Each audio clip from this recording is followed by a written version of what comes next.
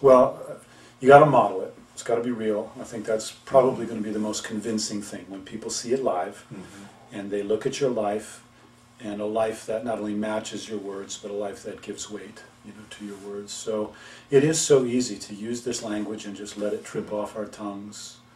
It was surprising to me when we first started talking about this, how quickly the language, the phrases get picked up. The functional centrality. You hear people all of a sudden talking about that.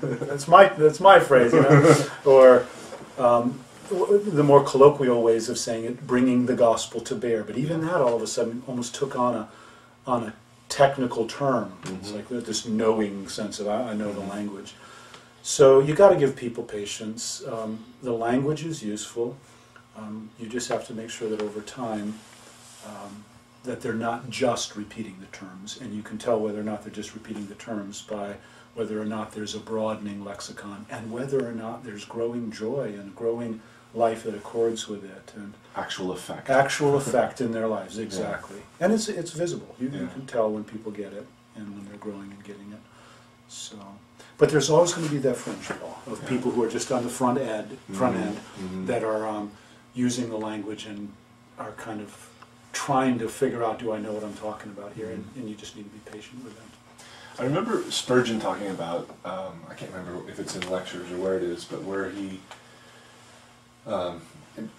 giving the gospel new clothes, I can't remember exactly how, but what you call the panorama, finding different ways. Yes. How do you practically do that? Yeah, well, once the paradigm is in place in your mind as a concept, as an idea, now you go on the hunt. And so it's hard for me to read my Bible now, whether devotionally or in terms of study, without almost automatically having an eye for, there's another way that, whether it's Paul or Peter or Jesus or even in the Old Testament, there's another way of framing it. And one of the things I just so value about the breadth of the biblical lexicon is that for some people the language of pardon is not going to be as powerful as the language of freedom. And so as you acquaint yourself through your reading, through your listening to other people preach, you will find it's not a surprise, it's no mistake that Paul, when he's talking about sexual purity in 1 Corinthians 6, he doesn't go to, he goes to redemption. That's the angle of the gospel. You've been bought with a price, which has a far greater immediacy of pertinence to this whole idea of what do I do with my body than perhaps language of life and death or something else that the Bible speaks of.